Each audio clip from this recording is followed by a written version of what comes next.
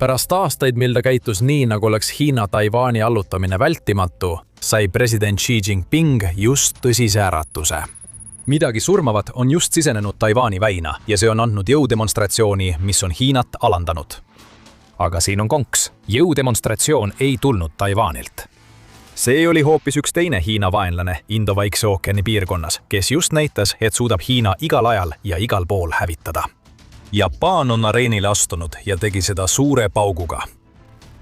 17. aprillil tuli uudis, et Jaapani sõjalaev oli just korda saatnud midagi, mis tabas Hiinat täiesti ootamatult. Pärast seda, kui Hiina viis Taiwani väinas läbi umbes 40 päeva kestnud sõjalisi õppusi, vastas Jaapan omaenda jõudemonstratsiooniga. Jaapan saatis JS Ikazuchi, mis on üks tema võimsamaid hävitajaid, just sellesse väina, kus see viibis 14 tundi enne, kui omal soovil lahkus. Hiina ei saatnud laevu. Ta teadis ei saa midagi teha selle vastu, mida Jaapan tegi. See 14-tunnine löök Xi Jinpingi pihta oli ajalooline, trotslik samm ja nagu te edasi vaadates teada saate, selge signaal Hiinale, et Jaapani varasem passiivne sõjaline strateegia on ammu kadunud. See samm omab selgeid geopoliitilisi ja geograafilisi tagajärgi, millest ükski pole Hiina ega tema liitlaste jaoks hea. Enne kui me sellesse kõigesse süveneme, tuleb arvestada laevaga, mille Jaapan saatis. On hea põhjus, miks Hiina ei püüdnud Jaapani hävitajale jõuga vastata, sest JS Ikazuchi on eriline laev. 2001 aasta märtsis kasutusele võetud laeval on korralikud põhinäitajad. See suudab liikuda maksimaalse kiirusega 30 sõlme, mis on umbes 56 kilomeetrit tunnis ning on varustatud laia valiku relvadega, mis muudavad selle ohtlikuks nii mere- kui ka õhusihtmärkidele. Otomalara. 76 mm kahurile lisandub paar 20 mm Phalanx lähikaitsesüsteemi, mis suudavad sihtmärke purustada tulistades kuni 4500 lasku minutis. Jaapani laev on samuti varustatud 8 SSM-1B laevatõrjeraketiga, 2 324 mm torpeedotoruga ja 2 16-rakulise vertikaalse raketisüsteemiga, millest üks kannab täiustatud Sea Sparrow õhutõrjerakette. Hiina ei tahtnud selle laevaga kindlasti tüli norida. Kui Xi prooviks, on JS Ikazuchil olemas kõik, mida on vaja ohuga toimetulemiseks, olenemata sellest, mis kujul see oht ilmneb. Aga Hiina teadis juba, et peab oma alandust alla neelama. Hoolimata kõigist Xi katsetest näidata jõudu Taiwani vetes ja nende ümbruses, ei ole JS Ikazuchi saabumine ja selle 14-tunnine viibimine sugugi esimene kord, kui Jaapan on viimastel aastatel Xile sellise signaali saatnud. Juba 2024 aasta septembris murdis Tokyo oma pikaajalise tava mitte saata sõjalaevu Taiwani väina, kui Sasanami selle reisi ette võttis. 2025 aastal tegid selle reisi veel 2 Jaapani mereoma kaitsejõudude laeva. Xi jaoks on see viimane alandus, ühtlasi ka esimene kord, kui üks Jaapani sõjalaev on läbinud Taiwani väina pärast seda, kui Sanai Takaichi asus Jaapani peaministrina ametisse 2025 aasta oktoobris. See on omaette sõnum. Ainuüksi see, et Jaapanil on uus juhtkond, ei tähenda enam, et nad muretseksid Hiina provotseerimise pärast. Hiina peaks suutma kõigele sellele vastata. Vähemalt sellist sõnumit on Xi ja tema kaaslased aastaid edastanud, kui riik on üles ehitanud mereväe, mis peaks olema kogu maailma kadeduse objekt. Global Firepoweri andmetel on Hiina mereväel nüüd 841 üksust, mis teeb sellest maailma suurima mereväe varade arvu poolest.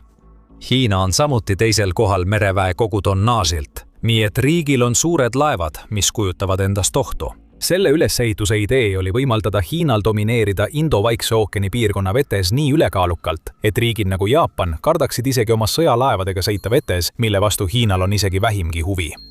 Xi Jinpingil on Taiwani väina vastu palju enamat kui põgus huvi. Jaapan saatis sinna ikkagi ühe oma parimatest hävitajatest. Mis puudutab Hiina vastust, siis see on võrreldav vihase kirja kirjutamisega, et hukka mõista kedagi, kes just tõmbas käe tagasi ja lõi sind otse lõuga. Kõik, mida Hiina on suutnud teha, on nõrk hukkamõist väidetava provokatsiooni suhtes, milles Jaapan just osales. Lisaks veelgi nõrgematele uudisraportitele, mis püüdsid kujutada Jaapani tegevust solvanguna Hiina jõupingutustele rahu säilitada, Arab News teatab, et Gyojikun, kes on Hiina välisministeeriumi pressiesindaja, ei suutnud teha muud kui nimetada Jaapani sõjalaeva saatmist Taiwani väina. Jõudemonstratsioon, mis on üks viga teise otsa ja ohustab Hiina suveräänsust. Selle väite silmakirjalikkus on uskumatu. Xi on juba aastaid ähvardanud Taiwani suveräänsust, kuid see ei takista teda kasutamast oma hääletorusi, et esitada samu süüdistusi riikide vastu, kes ei tantsi tema pilli järgi. Nippon edastas veel kuosõnu, kui pressiesindaja püüdis väita, et Jaapani tegevus õõnestab Taiwani väina rahu ja stabiilsust ning et Jaapan ületas punase joone, mida ei tohiks kunagi ületada. jällegi on see hämmastav vastus, arvestades pidevaid ähvardusi ja hirmutamist, millega Hiina sellesama väina piirkonnas Taiwani vastu tegutseb. Kuid kõige selle juures paistab silma see, et Hiina tegi hulga avaldusi, kuid mingisugust sõjalist vastust ei tulnud. Hiina väitis siiski, et nad jälgisid Jaapani laeva. See on midagi, oletame. Mingit peatamist ei üritatud vetes, mida Hiina püüab enda omaks pidada. Aga Xi ja tema kaaslased vaatasid pealt, kuidas ohtlik Jaapani hävitaja tegi rahuliku 14-tunnise reisi läbi Taiwani väina. Tegelikkus, mida Hiina ei taha kellelegi teada anda, on see, et Xi alustas seda kõike ja nüüd näib, et ta kardab asja lõpuni viia. 40 päeva jooksul märtsist aprillini harjutas Hiina Taiwani vetes mereblokaadi, mis oli selge signaal, et Xi on sissetungi alustamisele lähemal kui kunagi varem. See blokaadi harjutus järgnes Hiina sõjalistele õppustele Taiwani ümbruses detsembris 2025, mis samuti simuleerisid blokaadi ning oluliste paikade hõivamist Taiwanis. Selles konkreetsetes õppustes osalesid Rahvavabastusarmee koos Hiina mereväe, õhuväe ja raketiväega. Õiglusmissioon 2025, nagu Hiina seda nimetas, toimus samuti kohe pärast seda, kui USA kiitis heaks $11 miljardi suuruse relvatehingu Taiwanile, mis on üks suurimaid, mida USA on kunagi tarninud. Nii et Jaapan rikub rahu Taiwani väinas, jah? Miski ütleb meile, et Hiina on rahurikkumisel teistest palju rohkem teinud. Jaapan ise on samuti olnud Hiina hirmutamiskatsete sihtmärgiks. Veebruaris saatis Hiina rohkem kui 20 paadist koosneva kalalaevastiku Jaapani ainumajandusvööndisse ehk EEZ-i. Ainumajandusvöönd ehk EEZ on ookeaniala, mis ulatub tavaliselt umbes 200 meremiili kaugusele riigi territoriaalvetest ja mille ressursside üle on sellel riigil jurisdiktsioon. Hiina kalalaevade saatmine sellesse EEZ-i oli mõeldud pinnapealseks provokatsiooniks. See oli Xi sõnum, et Hiina võib igal ajal liikuda Jaapani kontrollitavatele vetele ja varastada ressursse otse Tokyo nina alt. Aga Hiina missioon oli sellest palju sügavam. Hiina kalalaevastik oli tegelikult hunt tsiviilriietes, sest laevad olid selgelt seal, et teha palju enamat kui lihtsalt kala püüda. Mida täpselt nad tegid, me ei tea, võib-olla luurasid. Meil ei olnud kunagi võimalust teada saada, sest Jaapani vastus sellele sissetungile oli saata sõjalised ründekopterid ja patrull-laevad, mis olid varustatud veekahuritega, et sundida Hiina kalalaevastik Jaapani vetest põgenema. Siin peitubki erinevus. Hiina saadab paadid Jaapani vetesse ja sellele vastatakse selge sõjalise jõuga, mis annab Xile märku, et ta ei peaks oma õnne proovile panema. Aga Jaapan saadab sõjalaeva 14-tunnisele teekonnale läbi Taiwani väina, mida Hiina peab enda omaks, ja Hiina merevägi ei tee midagi. Ei olnud kohest vastust ega katset Jaapani laeva tõrjuda. Lihtsalt alandatud Hiina president, kes ei suutnud muud teha, kui panna üks oma kaaslastest provokatsiooni üle kurtma. Xi peaks palju rohkemate asjade pärast muretsema. Jaapan on saatnud selgeid signaale ja nüüd teab Xi, et tema plaanid Taiwanile tungida on ohus.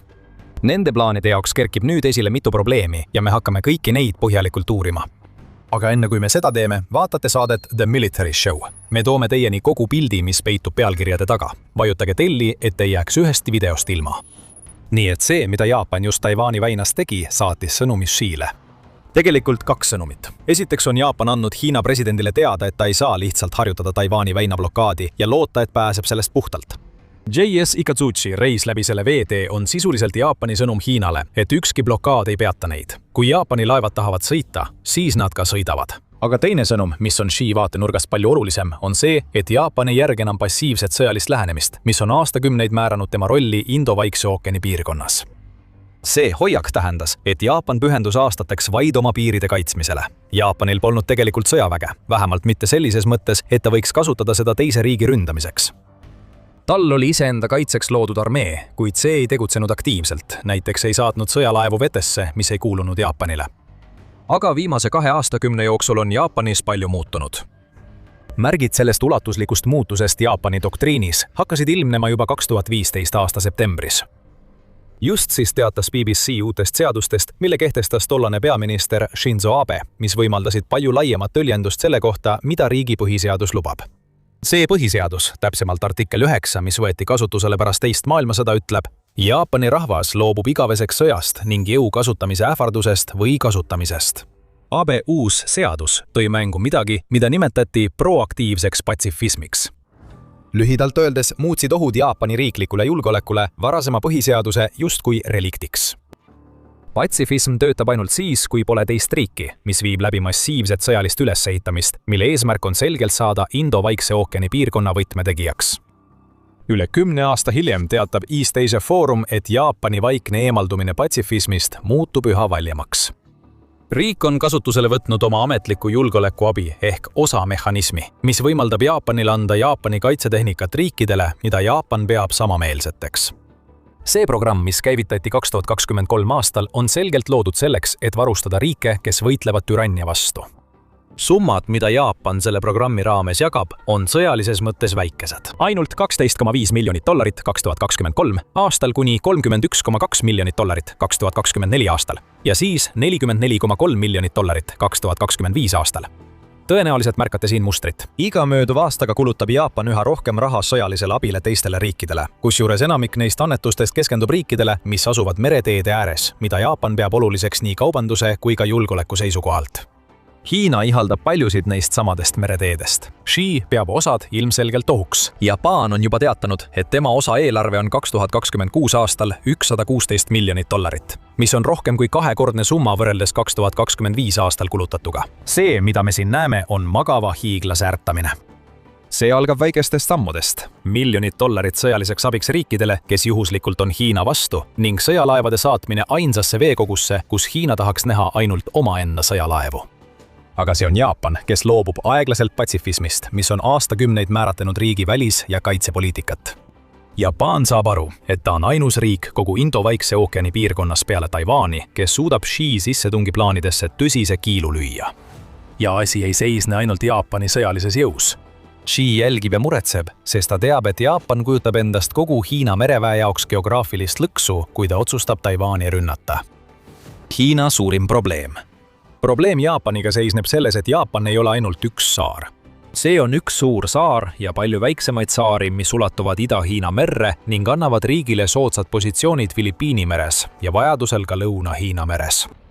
Kujutame hetkeks ette Taiwani sissetungi stsenaariumi.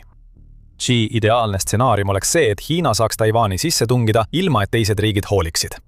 See võimaldaks Xi'l pühendada kogu Hiina mereväe Taiwani vallutamisele, kuid seda ei juhtu. Selleks, et Hiina saaks Taiwani invasiooni läbi viia ja samal ajal saare liitlasi eemal hoida, peab ta saatma oma sõjalaevad ja allveelaevad sügavale Vaiksesse ookeani. Hiina teel seisab Jaapan, loomulik geograafiline müür. Hiina teab seda.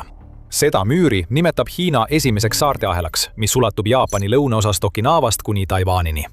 Ainuüksi Ida-Hiina meres on Senkaku saared, mis on väikesed saarekesed, mida haldab Jaapan ja mille üle Hiina vaidlustab.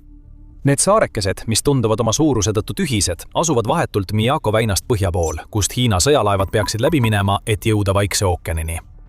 Okinawa saared on samuti osa Ryukyu saarestikust, kuhu kuuluvad ka Miyako ja Jajama saared. Kohe näeme, et Jaapan on probleem.